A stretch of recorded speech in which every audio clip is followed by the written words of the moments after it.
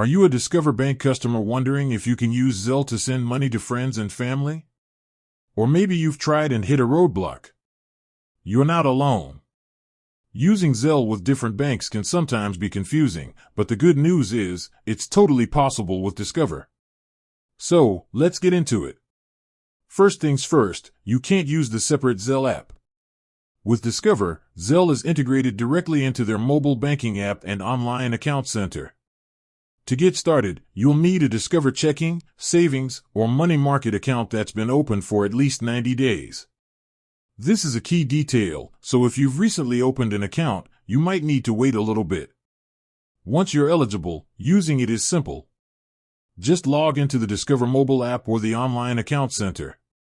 Look for transfers or transfers and payments, and you should see the option to send money with Zelle. From there, just follow the enrollment prompts, accept the terms and conditions, and you're good to go. Now, for the actual transfer. You'll need the recipient's email address or U.S. mobile number.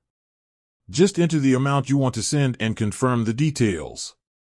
The money is typically available to the recipient within minutes, as long as they are also enrolled with Zelle.